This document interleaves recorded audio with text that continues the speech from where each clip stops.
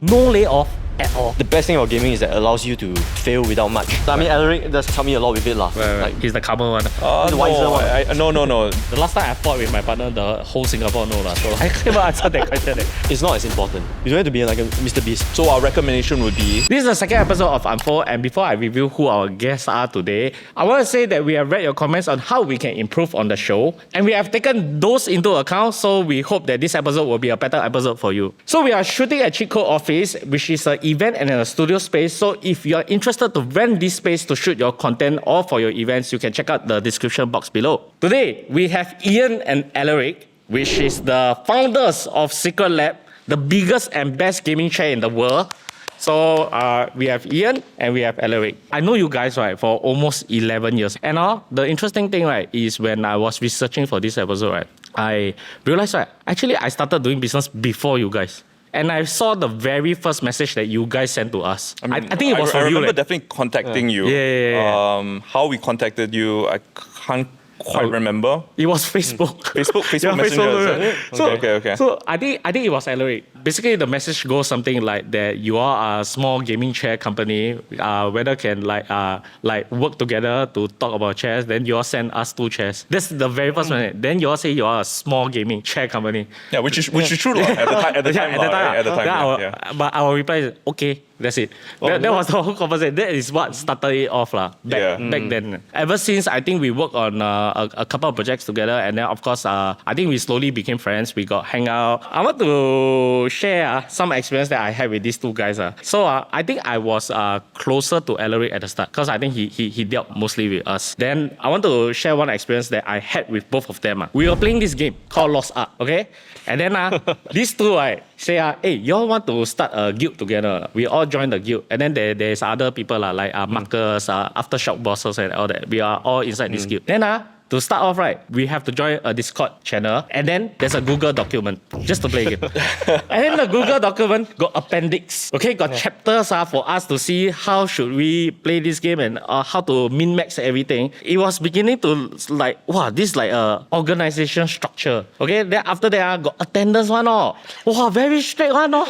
We played for a couple of weeks together. And I got a bit stressed because after a whole week of working, right, I just wanted to chill. Then after that, I make an excuse. I say, hey guys, sorry, I cannot make it to raid tonight because my monitor spoiled. then Alaric, he go courier a monitor to the house.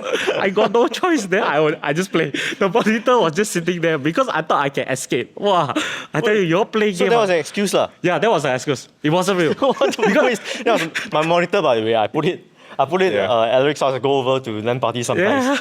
So you told me that is an excuse. Okay, so me and my girlfriend, right, we just wanted the Saturday off. We just like, we don't want to play. Then after that, we say, hey guys, sorry, we cannot make it to the raid. Then you all really set the monitor.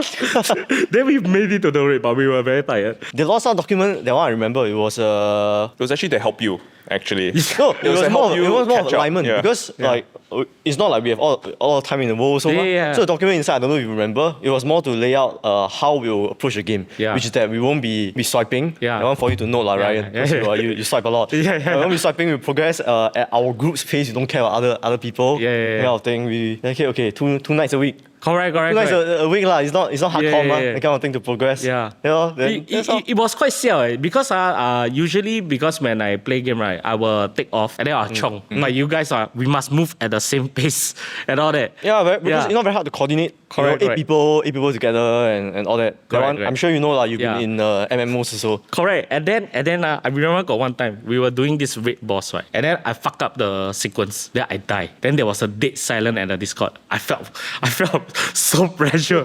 I felt so like I don't remember this. No. I remember.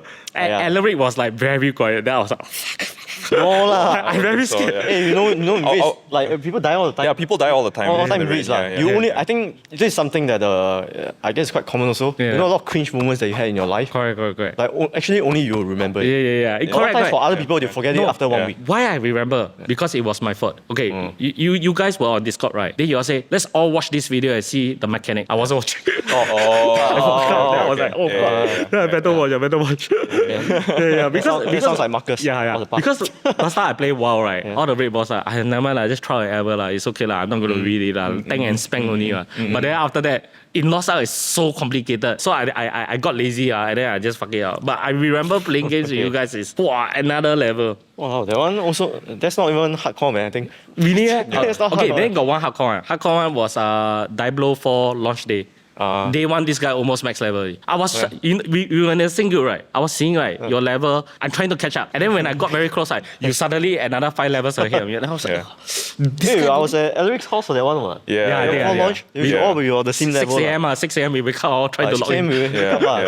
But we weren't going too crazy for that one though. As in, like, how to say, we still slept 7 hours and all that. I don't know. It was very controlled. Ian doesn't take a lot of leave, but like the one time that he ever takes leave is, you know, for a game, right? Yeah, for a game, usually related. So it's like, we all, like, there was like, I think four of us, we were powering through it through the night, I think.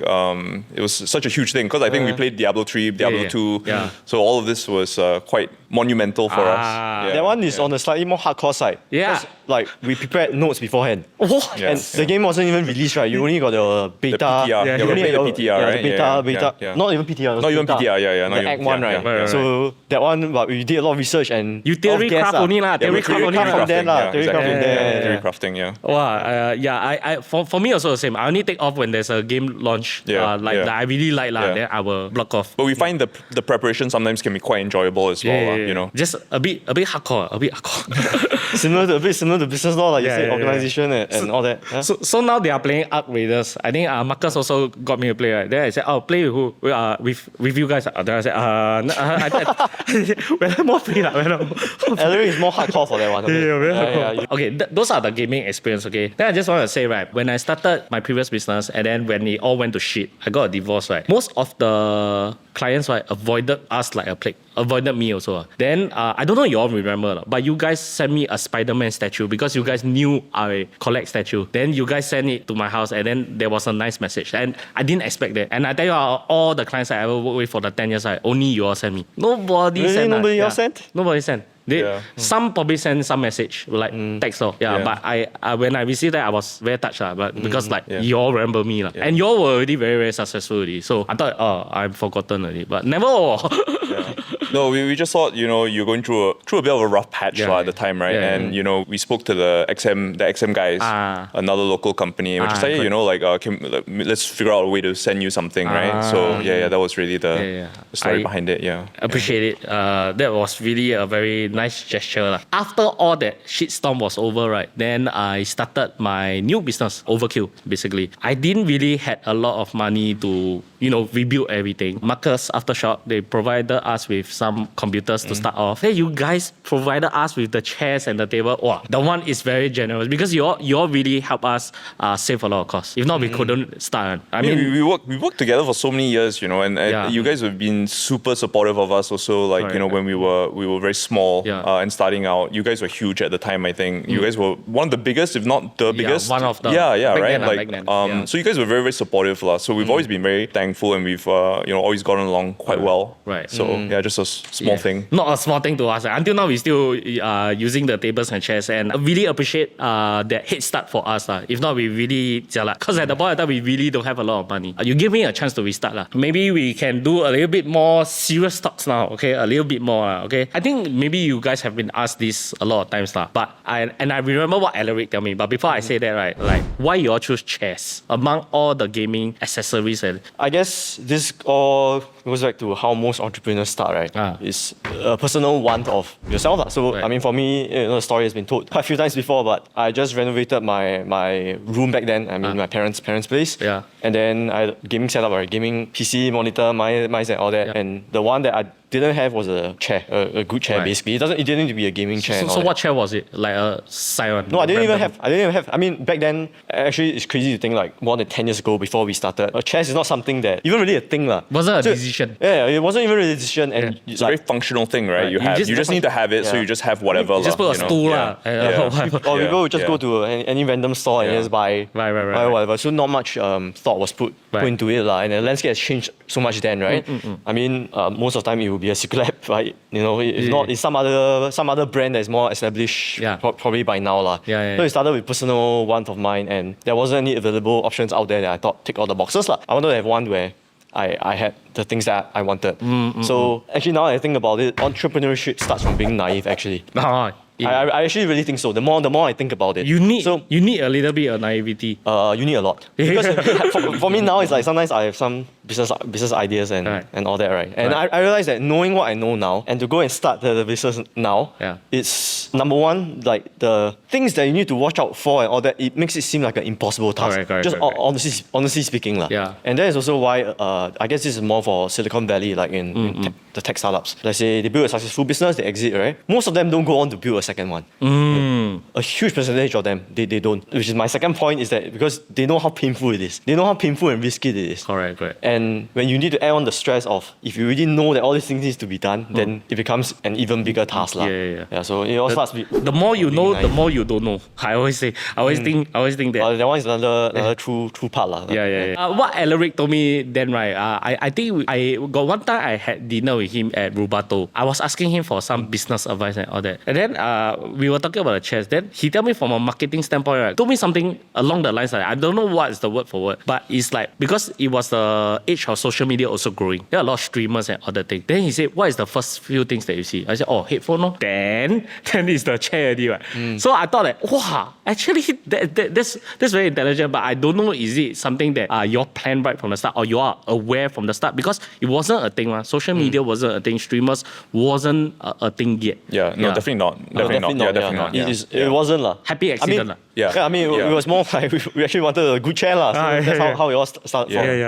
And like every time we watch TI, the most loud thing I see is Secretlab. Oh, that's good to hear. At least you notice it. But I mean, it's hard to say like for a lay person, let's say not in the marketing industry like you are, like whether they'll notice it or not is a different thing lah. No lah, real one lah.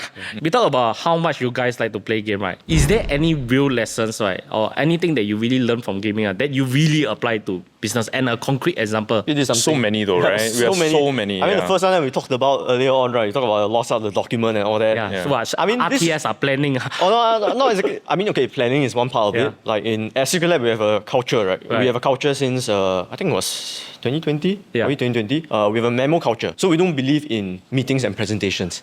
Just send a memo. You can say just send a memo lah, but to write a memo is actually really difficult. It's actually really difficult, especially to write a good memo. And you condense it in like max 6 pages or something. You can have appendix lah. After that, you talk about appendix, then you get scared, right? But appendix is the part that by right you don't really need to read if the memo is written very well lah. So it's kind of that's one thing lah. Planning, at least planning and thinking things through. Wait, you guys say you don't do meetings. We have meetings, but rare. 90% of meetings, they need to have a memo before the meeting. Okay. So like to serve a context? To serve a context and to make sure whoever is calling the meeting has thought everything through. That's the difficult part about writing a memo. It forces people to think everything through. Because if not, you write something and it's going to look stupid, that kind of thing. That's a good idea. I think I'm going to... is it? Sorry guys. I think we have way too much meeting, and I think it's a bit counterproductive because like there's a lot of ping pong back and forth. Then it's like, honestly, sometimes I also feel like, it's not the most productive way to do it. I think it's a great system lah. It's just that the onus is now on the people writing the memo, then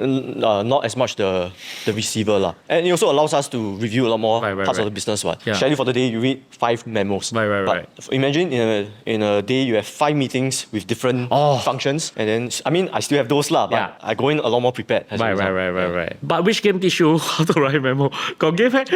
Or is your research or your theory crafting? Okay, look, there are a lot of game guides out there, right? Correct. By now, I think the standard of guides for games is quite high. You can Max Row and all that, who we work with lah. Mobilities or they're all written very well, and it shows that obviously the person cannot just wing it, right? Like cannot just wing it. The person will have thought it through and then write everything down.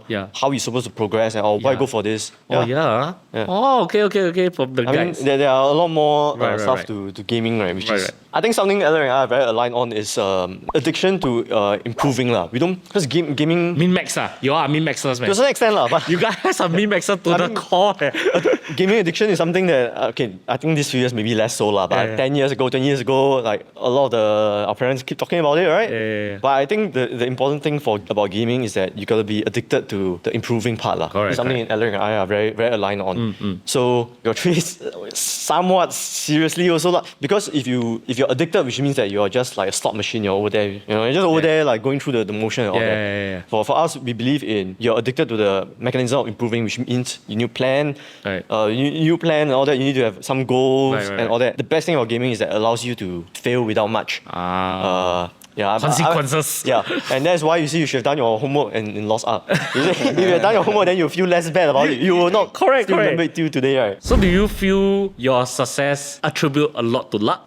Definitely lah. I mean, got luck elements. This one probably people can probably explain it better than I do, right? But there's some people say that your skills or how hard you work or how good you are is you need to have luck in the first place. And I guess that is true lah. But if you don't have either, then you're not. You're not going to make it. It's a prerequisite lah, but it's not a guarantee at all. No way. It's not a guarantee. It's not a guarantee. But I do think like some young business owners that I know, right, they fail to see that. They will feel like it's their discipline, it's their hard work. But I always say there's always luck. There's an element of luck always. You need both. And it's definitely both. This may be going a bit deeper already lah. Honestly, the moment you were born, that's already luck already. That's a huge luck element, man. You're born in Singapore, safe, good education and all that. Exactly. Correct. How much education plays a part in the success of your business? Actually, we've spoken about this before, right? Alaric's not as much of a believer in education. You're not so much of a believer.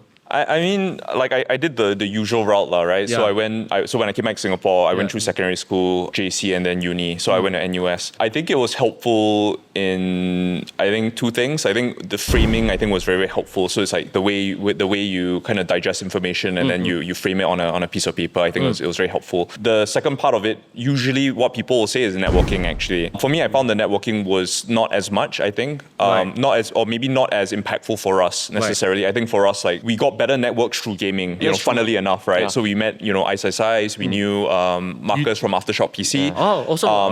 These guys were all StarCraft players, at the time. And there's quite a few Singapore entrepreneurs that were StarCraft players first before they, went on to do their businesses. So we probably had a better network from gaming actually, more so than school. So I think it was beneficial to some degree, but I wouldn't say it was pivotal, for us. For you? Your dropout, right? So, what are your thoughts on this then? Because I also dropped out. But I dropped out much earlier.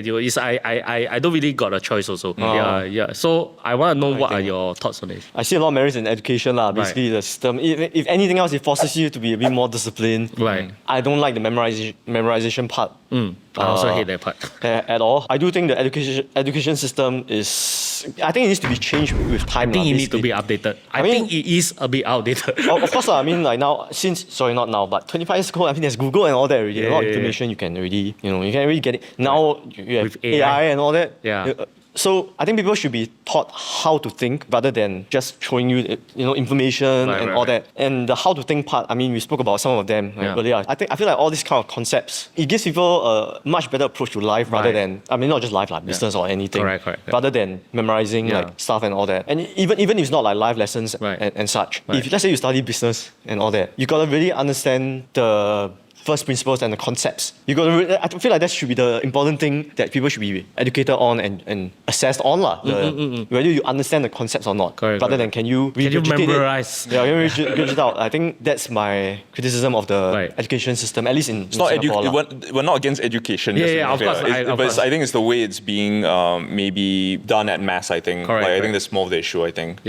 My view is that education seems to teach you discipline. So if I'm looking for a very non-creative job, something like accountant or whatever, I will look for somebody of higher education because it seems like it tells me that this person can take instruction and execute. But if I want to look for somebody creative, then I see what they have done outside of school. Usually, that's my hiring process. I don't know what are your hiring. That's an interesting point actually, because I think our head of creative at the time, Jeremy, like when we hired him, he had no actual credentials, but it was like a CCA of sort that he was doing on the side, something like that. So when he applied, when we looked at the resume, we were like, actually this isn't. It looked a little bit off at first, but when we looked at his CCA, which was like photography, and then he was doing some doing layouts, right? Yeah, layouts. Yeah, it was actually really good, and he turned out to be a really, really strong performer. In the company, he rose up very high. Still with us up to the day. Close to 10 years already. Okay. Yeah. So when you hire, right, what type of qualities do you look out for? Because personally, because I'm in the creative line, right, I don't really look at the education. Not too much. But the face-to-face interview is very important to check out like the vibe, how they communicate for our line lah. So I'm not sure what you guys look out for. I mean, it depends obviously on the role, right? Because I mean, if it's a very technical role, then we need someone that has technical abilities, like the ability to CAD or the ability to 3D print, use the CAD to do 3D prints and renders and stuff. They need that technical knowledge, either that or they have the ability to demonstrate that they've learned it on the side to be able to do the job they're doing. In the early days, a lot of them were fresh. They didn't have formal training in the specific areas that we needed. So we were really hiring for attitude, I think, more than anything else, I think. So when they came in, people are, Singaporeans are incredibly disciplined and very, very hungry, right? So when they came in, they were learning a lot of things, like partnerships, for example, I think was one of the roles that we were hiring for. They were just very passionate about the topic that they were doing. So esports, influencers and whatnot. And they demonstrated the ability to kind of learn. We would do a lot of mentoring. We would spend a lot of time mentoring them at the start, like what we think is important and how we think that they should execute. And they would develop it from there. So attitude, I think, was really more important, because sometimes if you have been doing something day in, day out for like 20 years, exactly the same way, you're not as keen to change it as much. But when you're completely fresh, sometimes your ideas can be you're very open to new ways of doing things. I agree with that attitude. I mean, our hiring process and all has evolved a lot through all the years, basically. And I agree with Alaric. Attitude is we used to have a very simple top line system. Right. Checklist is one of them, but we wanted our hiring managers to score the candidates. So it's just very simple. It's just skills, attitude, and aptitude. That was the very very simple one back then. And aptitude is one that we used to look into more. We still value that a lot. I will also say that, actually this is quite recent. I think maybe just half a year ago, I sent out a memo to at least the leaders in Secretlab. It sounds very simple, but we want to hire people who give a shit, basically. It sounds very, very simple, but it is actually a huge difference. It is. It is a huge difference, because I think you can relate to that as a boss. Like the people who actually care about their work. Is it just a job, or is something that they actually care about? Look, it's your company. I mean, it's our company. You probably cannot expect them to care as much about the company as you do. But you cannot, ideally you don't want somebody who doesn't care about the company at all. You want people who care about their work, basically. And at Secretlab especially, we are largely a product company, right? Our product gets seen and used by millions of people. By the world, bro. So, I mean, that's something you need to get people who care. Because there are a lot of people who care, call it ego or whatnot, that their product gets used and seen by many people. So there's a lot of people who want the job anyway, and we rather choose those kind of people. It's true. And not just them, at the leadership level, you need to have people who care about what they're doing and the company, because it trickles down to other people as well. That's such a good thing to look out for. The one that give a shit. Because I thought that, okay, if to you it's just a job, you come here at 11, you go home at 7, then so be it. This is how I do. But I never look at it at the way that you should hire somebody that gives a shit. Obviously, nobody's going to give as much shit as us to our own business. But somebody that give a shit. And it's not just there to clock in and clock out. I mean, they can do that as well, though. Like, I mean, time is not correct, like, of course, not necessarily like, you need to be pulling like lengthy hours. But I think when they're there, they're very focused and they're very productive with the time. I think they can do a lot, as opposed to someone that comes in and they're checked out completely. So someone could come in and do like 20 hours a day, but they're super checked out, right? And it's just for show, right? So it's not what we're looking for as well. I mean, if you talk about time, it's just something that came to my mind. Like our guys, I mean, the rare times that we need them to sprint something out over the weekend, or whenever there's a launch, they need to fix things. I can't even recall once where people were complaining, man. Wow. Everybody's more like excited. one of my guys, he's a senior marketing leader and all that. He told me that this is what he relishes in. And he said like last time we used to have more of this kind of like we need to scramble and all that. He says to put out fires he misses it. So I mean the guy honestly is a bit wrong lah. I told him, look, when it happens then you will not miss it. He like those type of crisis management. I mean, like, I think it gives him fulfillment also to do it and all that. Yeah, I think some people feel alive like that. Some people feel alive like that. Really. So we're quite blessed to have the good people around us. Do you guys still do your interviews? Like when people come to interview for a job, do you guys personally interview them? Obviously not for every role. I think we have quite a robust kind of structure now where each leader or each function will take care of most of their own interviews. But there's an occasional one where we'll take it ourselves if they're going to be reporting to us directly, or it's a function that we're still overseeing. Then we will check for culture, and attitude. But we have good people that handle the interviews. So everything is quite well structured now. I would imagine if I'm an interviewee and I kena both you, is going to be very stressful. It's okay lah. I think it's so scary. I mean, for both of us to sit in an interview together, I think at least 1 year or something, 1 or 2 years lah. But a couple of years. It's usually for a leadership position lah. So they are okay on. In fact, they are people who probably value it more, because for leadership roles, it's not as much about us assessing them. It's also about them assessing the company and us. Exactly. Yeah. And they should be mature enough to know that they themselves got to feel like they can contribute and stay in this company. And leadership roles for us, our leadership turnover is extremely low lah. Most people stay in the role so far almost forever, to be honest. Interviewing is guesswork. Yeah, but leadership role is extra important to get it right. I think nowadays, there's this, not say nowadays, it has been happening for quite some time, A lot of those CEO hustle culture, then they do videos, 4 a.m., wake up, exercise, and then start to ice bath or, I don't know, meditate for 1 hour, all that thing, They all seem to have all this type of weird-ass routine. I don't know, you guys got any weird routine? I know that you, eat same lunch every day or something. I don't know, is that still...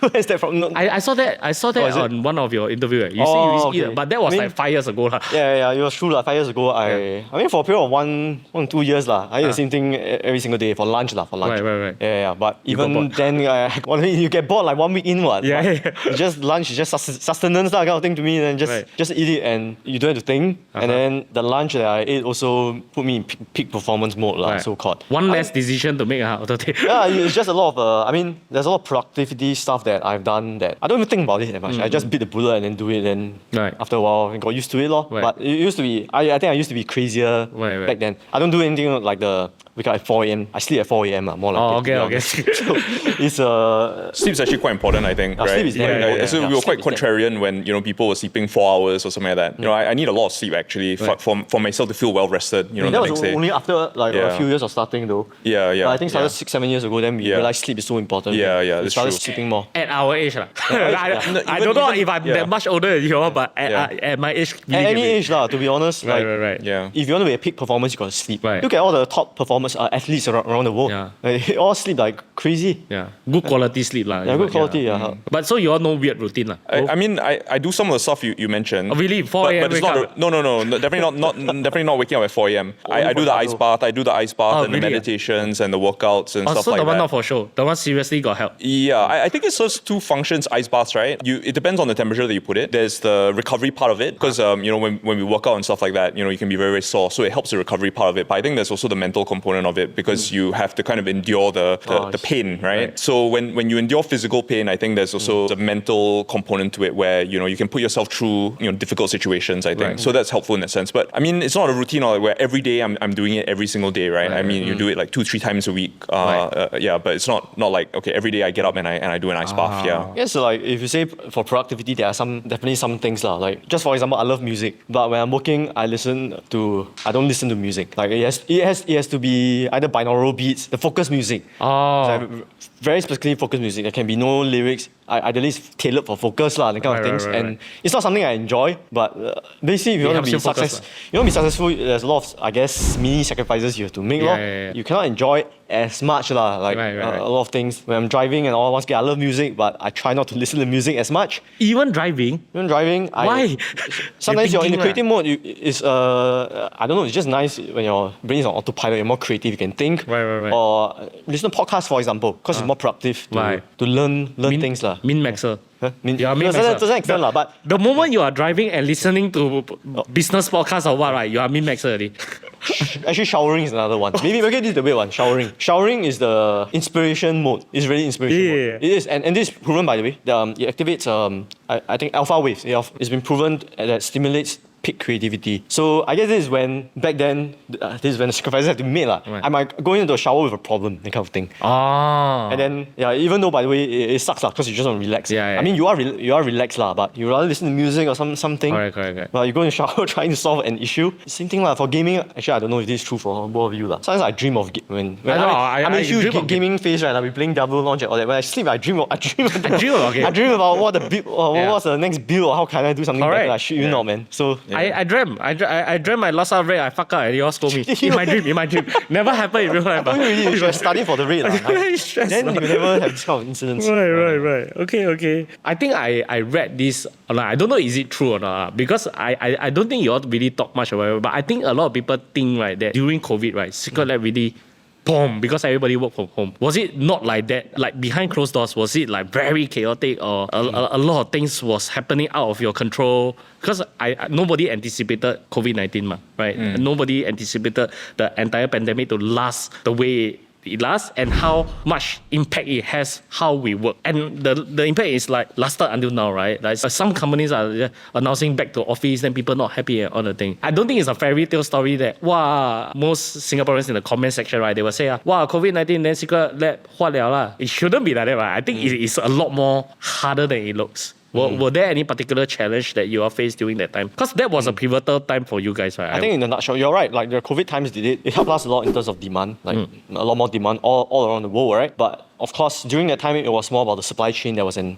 issue. And for us, like our factories, we work a lot with our sub-factories as well, sub-suppliers. And any part of the chain goes down during that period, it will bottleneck the whole situation and all. And then I think the part that really affected us was right after the COVID, I think late 2021, where during COVID, we were backlogged so much on our, we had 8 months pre-order. On 8 months pre-order? For some products, basically, but most products were on pre-order. I told you the factories were closing here and there, right? And as a result, we put in a lot more orders, increased demand, and then we were so long pre-order, and then you don't know when the factories are going to close. So we ordered more than usual, because whenever there's production, we could produce them, we would just produce more of it. And what Isn't happened? that very risky? Yeah, I mean, it turned out to be a risk that honestly didn't work out for us, because after that, it was a very, very bad situation. The company almost went bankrupt. It was teetering on the edge for at least 6 to 12 months. I mean, basically what happened was that we ordered so much inventory that we had over inventory. So that's problem number one. We had a lot of inventory. On top of that, the cost of this inventory were extremely high. Because back then, I don't know if you saw the shipping cost, the cost of everything got spiked up.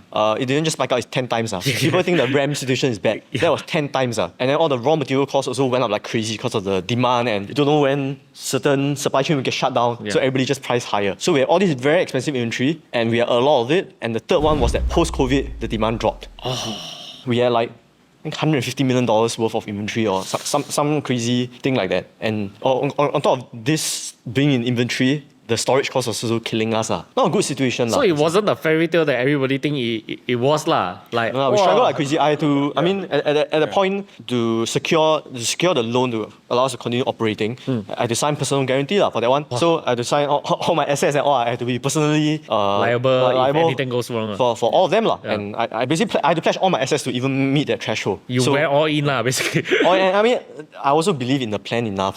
For us, like, we didn't choose to do a fire sale. We chose 18-month plan of suffering. Meaning every month you look at the numbers, it will be red. And you just have to have the faith that according to this plan, it will get better as you sell off this inventory and such. Right. Yeah. Wow, but the way the news showcase during that time, right? It's like, it's a success story for you guys. That's it. I think it was at the time, I think when they were announcing it, I think it really was the truth, I think it was really the truth. But I think when people look at it now, right, there's a lot of companies that they're feeling the after effects of it. A lot of people were burning their goods and landfilling it. So I think it wasn't just us in isolation. It was almost all companies had was almost affected in exactly the same way. Some in varying degrees of like severity, But yeah, it was a very bad period, So like a lot of people came out of COVID, like if they were fortunate to survive, they were badly affected. Right. Yeah. It's also the higher you climb, the further you fall. Yeah, the harder you so fall. it's like we were at the peak and suddenly we Yeah. got this issue. You know? Would you say that that's the biggest obstacle you all ever faced in Secretlab? Oh, I mean, Or the that climb was one of the was- big issue, but there were coupled with like a few other pretty big issues as well. Right, I mean, manufacturing related issues and all Okay, that. okay. So you just need to have faith and not be too overly, concerned. This is, I mean, Alaric does help me a lot with it. Right. Like being He's the stoic. calmer one, is it? He's the calmer one. the wiser one. No. Ian is definitely the wiser one Yeah. out of really? the two of us for sure. But I think for us, I think we stress about different things at different times. I think yeah. so. I think generally speaking, he's still definitely the wiser one in this regard. I don't know about it. The stoicism thing, they helped me a lot after I started studying it and all. Basically, in a nutshell, control what you can and let nature guide be for the rest of it. Right. So you were saying that you're almost bankrupt and then you pledge all your personal assets to it. And if it doesn't work, you're basically screwed.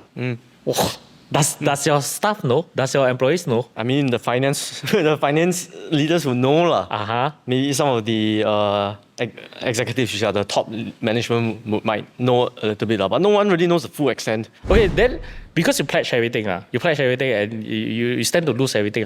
Do you not think of firing, laying off, dismissing people to save costs first as a first step? I don't know. Save costs. Because I would imagine your cost is very high. Both your costs are very high at the point of time. I mean, first of all, we didn't lay off but the consideration. No layoff at all. No layoff. It was an quite easy decision to make to not lay off because I mean some CEOs will say, oh, we care about the people and all that. I do care about vast majority of our guys, to be honest. Like they are, they've been with us for very long, and even if they haven't, a lot of them are very, very aligned with us. So it was more of, at the end of the day, we wanted to build this business for the long term, right? We lay off now, then if and when you do recover, then you got to hire people back again. Yeah. And I mean, that kind of defeats its purpose. And then second of all, it wasn't too big of a consideration in the whole business plan for the next 18 months. Right. It was the inventory that's the big issue. Right. Of course, the layoffs, if we did lay off, it might have helped a little bit and all. For the cash But we're flow, thinking about the long term. Right. In the long term, this is the scale. This is the scale of business we want to build. The business is there. It's just this ideally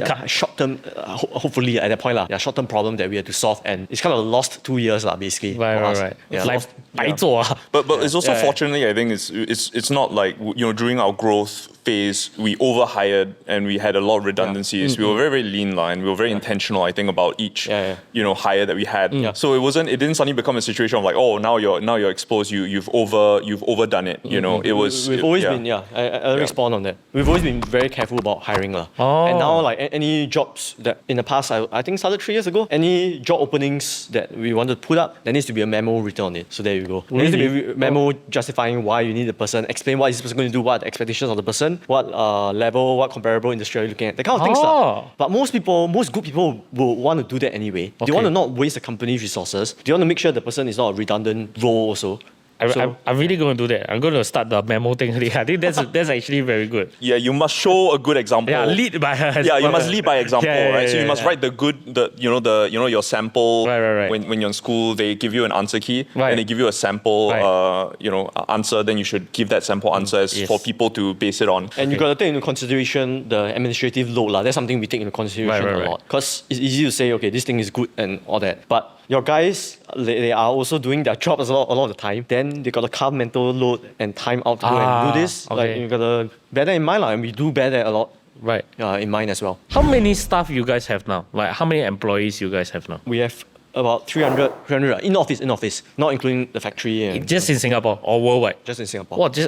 Damn. Are you aware how many chairs you have sold so far? We know how many users we have because for both chairs and desks, we're close to 3.5 million by now. 3.5 million. Yeah. Wow, that's really very impressive. Someone is a Singapore company. One of my audience got asked. I think the news got report that you got this GCB and then you also got a penthouse, right? Why are you not staying in the GCB? You're staying in a penthouse. Or is it for investment? When I bought a property and honestly, it wasn't a goal of sort. I guess it's a bit more technical and boring. Allocation. Please, they love boring. Please go. It's just allocation of resources, financial management and all that. I do believe that buying Singapore property is one of the best investments you can make. Now, don't be like me, don't buy two, to be honest. Okay. That one was more of a little bit of indulgence already. In general, this is something I've told quite a few of my staff. They have quite a lot of them have gone on to buy their own homes. Since years ago when they started looking at homes, I just shared with them my view on Singapore property. You look at the Singapore property real estate market since its inception. Like the government has only stepped in to put in cooling measures. They have never ever lifted any single cooling measure. They have never even introduced anything to property price or invigorate the property scene basically. And yet the prices are still going up and up and up. And I think it's a very, very resilient,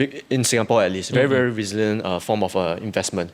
And you got to know, if anything else, it forces people to be disciplined in putting in money for their mortgage If I ask you to put like 30 or 40% of your income into S&P 500 every month, I think that one people will struggle with it You know, but if you buy a house, you're kind of forced to do it anyway.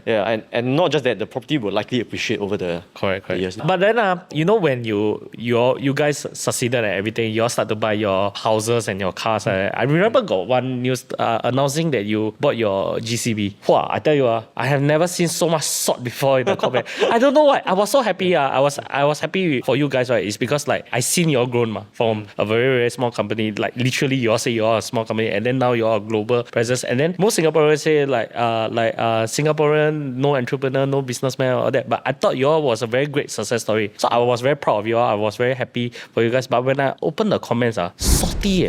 Why?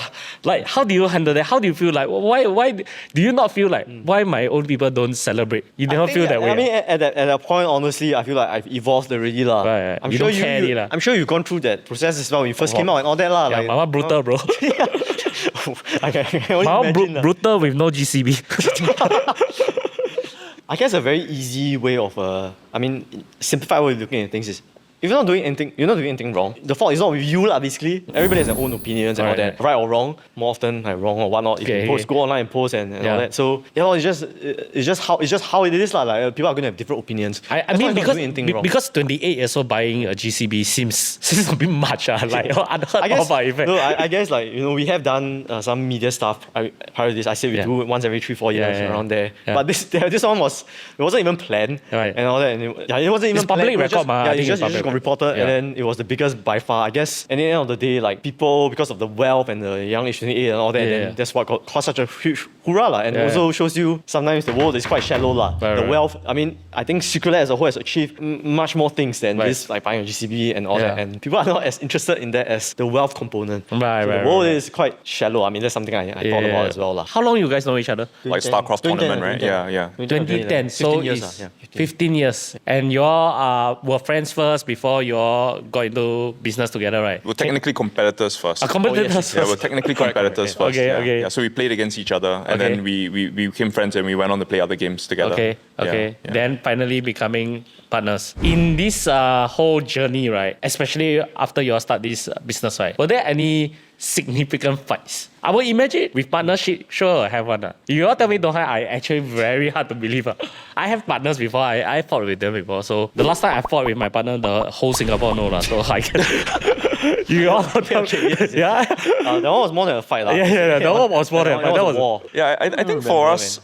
I can't remember any significant fight. We've always been, very constructive. I think increasingly so over the years. I think we've been, more self-aware and we try to put egos aside when we're having these kind of discussions. So I think it becomes very objective, the discussion. So when it comes to it, I can't even remember. If anything, we probably have more disagreements in game. I think, but not even probably not even. I can see. I think I also heard it before. Yeah, we have more. Yeah, so I think we've been very constructive, I think, up to this point. So we're very fortunate, I think, in that sense. But I think we're very, I think Alaric and I were always very, very aligned, to be honest. Very aligned.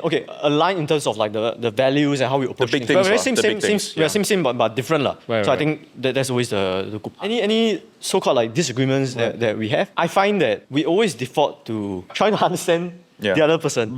So honestly, for 99% of people that I deal with, for example, I don't default to that. It's very natural defaulting to that because I trust him enough over the years, and we've already established, like based on our experiences with each other, we know that we are reasonable, we are trying to be constructive and all that. Might be a different viewpoint that I'm not seeing, for example. And many times when he does explain, then it is a viewpoint that maybe I haven't seen. It's different when you're interacting with some people and then you know that they're wrong, kind of thing. So it's very different. That's why it's so natural for us to be so aligned for this kind of thing. You just mentioned that you all are very aligned when it comes to your values and vision, right? Can you tell me what are your values and vision? Because recently somebody asked me, right, about my company, right? What's the vision? I couldn't answer. I never really sit down because I have nobody to bounce off to. I was writing a document, like a memo, so-called memo. I can't even answer that question. Okay, I think this is where it's a hot take to me. It's not as important. It's really I know every business school, a lot of the channels that you see, you need to have vision. Like for us, we also have. You also have. So have lah, you all have lah. I mean, we have. I mean, at the start, if you were to say that, we want to be a globally successful ergonomic furniture brand, that sells, that, or like Microsoft, we want to enable every single person to have a personal computer. Or we want to be SpaceX, we want to enable multi-planetary species, that kind of thing. Not every business needs to have that. Okay. I think what's important is that you kind of know what kind of business you want to build. And what I mean by that is that, let's say for you, maybe you don't, what's a very big media company, let me think. Mr. Beast. Mr. Beast? Okay, Mr. Beast. Yeah, Mr. Beast, I mean in my industry, Mr. Beast bigger than Mr. Beast. Okay, you don't have to be like a Mr. Beast. But at least the values and the style of videos that you want and all that, like at least try to have that down so that there's a little bit of guidance whenever you do something. The kind of people that you hire and all that. Right. It will, I think it just serves as a guide of where you want to go. The vision thing is like an easy scapegoat law. I think to a certain extent, yeah. What are the values that you all think is crucial, important, that you all are aligned with, especially for each other? I think, with a lot of these things, it's a bit similar to vision, like where you start to have an idea. When you start to have an idea, here's my ideal 50 traits or something like that. Criteria. But, it's I think what's more important is like what works for you. Very often, that comes out with experience. So you kind of get lucky and, sometimes you get lucky, sometimes you're very deliberate about it. So I think, for us, we didn't just start off doing business together and not know each other. We started off like playing a lot of games together. And, through that, people that don't play games, I don't think they will understand that. But, sometimes in games, it can get there's stakes to it, right? There's certain stakes, there's a lot, people are putting a lot of time, a lot of effort into it. And, emotions can run very, very high. Yes. So, people will fight. Relationships can be, ruined, as a result of how people game together. But I think gaming also is a reflection of who you are also at the core. So for us, we understood a lot of like how we are already as people by gaming together. And it's like sometimes you spend more time gaming with people than people spend at work together almost. You just look at the hours of time you spend in a game. Sometimes it can be thousands of hours, right? Yes. Kind of thing. And it's very concentrated effort, with one another. So we started to kind of like understand each other, and we'll have, I would say, pretty intellectual conversations. At the time we'll be talking about do we see talent or hard work being more important? This is in the earlier years. We were very we were still figuring out things. And I think one of the conversations we had was that when I was very young, I thought talent was more important than hard work. So it's like either you're talented or you're not, It's that's all it is to it, right? But then I think Ian asked me this question. He said but isn't being hardworking also a talent? And that made me rethink a little bit about the premise of my life, that kind of thing. Because at first I just thought, okay, I'm not good at this, therefore it's a foregone conclusion. I don't do anything already to improve it. But I think that conversation was kind of the premise for a lot of things where we start to put in a lot of effort to things that we want to be good at. I think self-awareness was the premise of a lot of the conversations we'd have. Put ego aside. So very often when we talk about ideas, right? It could be my idea, it could be his idea, but we'll just arrow it. We'll start to rip it to pieces and see whether or not it's really a good idea. It doesn't matter whose idea is it. At the end of the day, we're very impartial. I think in that regard. So I think that helped a lot because I think a lot of times egos get in the way. I think for a lot of relationships, I think put ego aside and then the best ideas win, kind of thing. Easier. Honestly, this sounds like easy, but it's much easier said than done. I think it takes time. Most people don't do that. I mean, it doesn't just take time. Like your partners and whatnot, it doesn't need to be business or whatnot. You need to be in sync with you. So it's not just about you getting on board with this idea. It's about other people also. Correct. So our recommendation would be before you get into business with someone, spend a significant amount of time with them first. I think to really understand them. If the person not gaming, actually a lot of my partners not gaming. So maybe you got to rethink. Your choice of partner. You're right. Because I think gaming, there's a lot of communication, planning, even scheduling. All these is all part of it. As you mentioned just now, sometimes you make mistakes. How do people deal with your mistakes? How do you deal with your mistake? Kind of thing. So I think it's very telling. The interaction. It's telling. So very often someone will say, it's your fault, and then your response to that and how you move on from there. I mean, we are the kind. I mean, this is not even in recent years, since early on. It's my fault. You just say, my bad. My bad. That kind of thing. Shit, I shouldn't have done that. My bad. That kind of thing. It's sounds easy. Correct. But funny enough, a lot of people don't do it. One of the hardest things to do. We're gonna slow down. We're gonna ask you more easy, fun question. What was the best money you ever spent? Was there any particular purchase that you made that you're super no regret, happy with it, and recommend, if people got their first pot of gold, should go buy this? If I were to, from a financial perspective, say what is the most value for money, I would say it's my gaming PC, to be honest. Really? last time I was younger, That's like very true. I have to pick the very value for money parts, right, for each one of them. Now, I mean, I've got a little bit more money, so it's like I just make specs everything lah. Right. But if I really think about it, okay, even it's 5,000 or something, the amount that I'm going to use it for, you amortize it over I don't know how many thousands of hours. Correct. It's actually one of the cheapest and most enjoyable. That's true. Enjoyable thing. That's true. We're quite homebodies. Like if we're not at work, we're very likely at home. You know, or at somebody's house playing games. Right. So we're quite linear in that sense, lah. But like if you think about it, right, games, right, like if you buy a game on Steam, for example, sometimes you go, it's $50, it's pretty expensive, lah. But when you buy it, right, you get so many thousands of hours of enjoyment from exactly. And it's like there are very few purchases I think in life where you can spend $50 and you get like thousands and thousands of hours of enjoyment from it. Yeah. Then worst money ever spent, biggest waste of money, something that you buy and then like totally waste of money. I don't know. I feel like I got a lot of things that I'm very happy. How really? I'm happy that I spend money on. Do you think a lot before you buy something? I do actually. Really? But since years ago, I told myself I shouldn't lah. I'm still the kind when I order like Foodpanda, I want to hit the $15. Oh my god! I'm still the kind I have to go and. Dude, you're a min maxer. You mean I know, but it doesn't make sense lah. I spend 5 minutes on it, I already lost money. I know, but I can't help myself lah.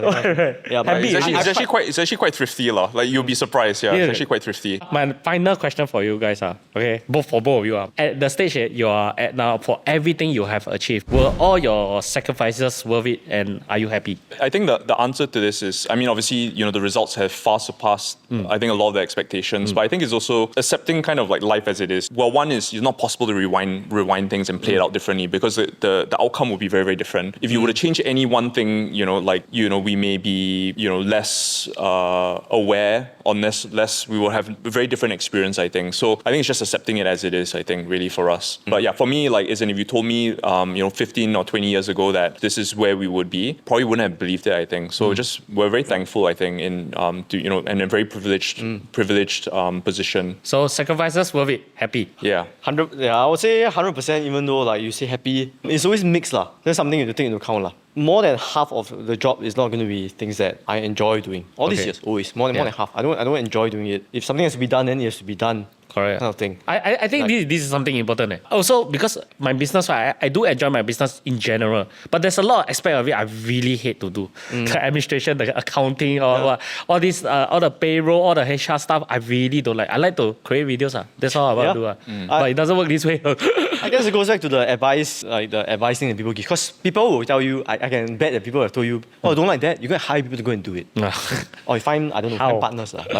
But it's not that simple. If you really want your business to be successful, you got to know, there's something we talked about maybe a year ago. There was this thing it's called founder mode basically. It was popularized in Silicon Valley basically. And have you heard of that before? Yeah. Founder mode? Yeah. But briefly only. Okay. I haven't visited this topic in a while, so let me try to recall also. Yes. Basically, it's saying that in Silicon Valley, a lot of times they have a startup. There's founders who start it up. They hand it over to professional management, like you said, handle financial. Hire a CEO, CEO and all that, and professional managers to scale the business and all that. And that has been the conventional wisdom. But there has been a movement ever since to basically this founder mode thing, to say that the founder should be in charge of the business. The founder should know every single detail of the business, and the founder should be the buck stops with the founder, basically. Right. Not a hired person. And there's a lot of truth to it. I mean, look at the top companies in the world. I mean, now it's probably NVIDIA, right? Jensen Huang, founder, CEO. Look at Elon. He's the founder CEO. He's founder mode for everything. Steve Jobs also.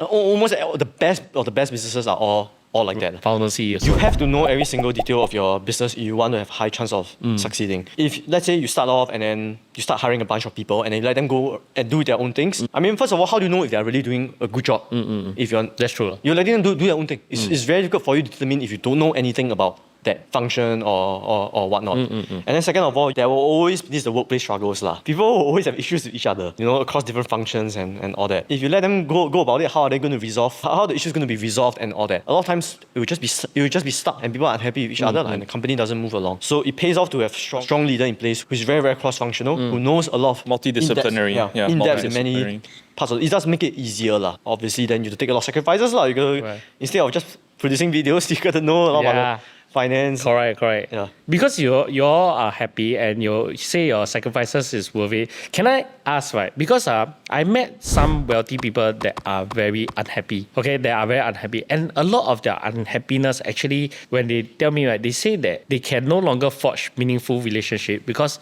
people like friends or even if let's say they are single doesn't really approach them with a like genuine friendship or want to be together or really love them. They always feel like there's something that you want. I mean, I think maybe just to that point, I think for us, I think happy is a very interesting term. I think I think our life is obviously way more fulfilled. I think for sure. I think happiness. I think people ascribe very weird values to that. Sometimes happy means never having any stress or all this kind of stuff. So I think our life is not stress free lah. That's the best way to put it, right? But it's a very fulfilling life. I think our life is very stressful.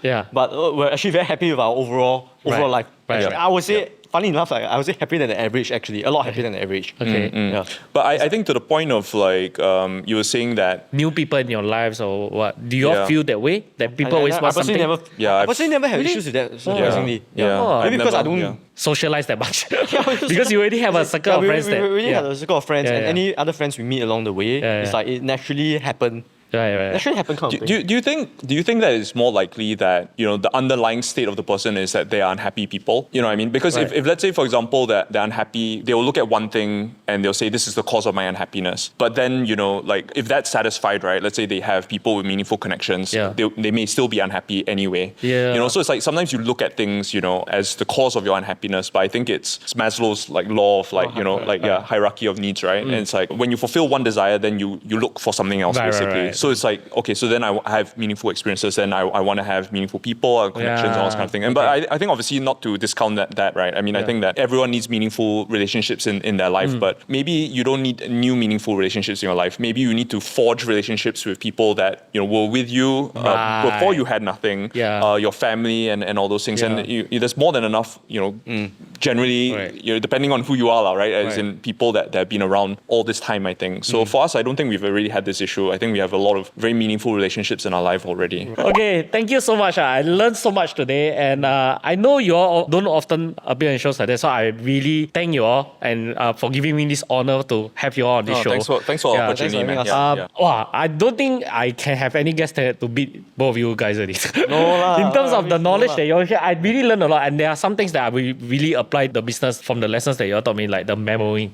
Is there anything you all got any exciting plans you all want to share with our audience? Like, is there any events coming, a new product perhaps from Secretlab? New products, you always have to wait for it. You can announce it ahead of time also. There are interesting products coming out. A lot of people think that you guys run a gaming chair company, which is true, correct? But I think your tables are more impressive. To me, I am a very big fan of your tables because I like the wire management. I don't like untidy wire and how the one power brick can power everything. I think that helped my house so much. Previously, my house, the wire management is crazy. We pay a lot of attention to the details, basically, and it does make our lives and our designers and engineers hate us sometimes because of that. As in, it sounds simple, one wire through the desk. Why don't do it? It does sound simple, but why? But there's a reason why people haven't done it until we came along and did it and all. The risk involved, the engineering required to do it. It's not a loose cable inside. It's a very properly constructed with the right materials coil of cable so that you can go up and down. And then when you go up and down 1,000 times, it doesn't get stuck or something. So we do a lot of things. A lot of engineering behind the products that they don't get seen, but to us it's just like the user experience need to be better, and if we know there's a feature that will make the user experience better, then we won't relent on it. That's the standard that we set for our designers and engineers, basically. Not working on any new products? We're always working on new products. And we can a lot. There is not a table and a chair? Yes? We are always working on those. We can a lot of those also. Okay. There's a lot of products that never kind of see the light of day. Well, a lot of them are just scrapped, right? And what happens is that like if we don't think it's good enough, right, we just won't launch it. There's the man hours and the cost and the R&D that go into it, and our time as well. We spend so much time testing each product and developing it. We do go back to the... And sometimes we do bring it back. So we won't say products that have been canned. We won't say what it is. Sometimes what we do is that we take it back out and we will relaunch the whole thing from start to end. So sometimes product development can take years to kind of fully finish. For us, a lot of products, once we launch it, is because we think it's really very, very good, and it's a product that we would want to use personally, and we cannot do without. So when it comes to new products, you can expect that. But I think for a lot of products, the reality of it is that a lot of them don't make it out. Right. Yeah. Thank you so much. That's it. Thank you for coming to our show. Yeah, thanks very much for guys. Thank you. And as always, remember to follow all our socials. Follow Secretlab on their socials. Click here for more. Click or subscribe. And we will see you in the next episode.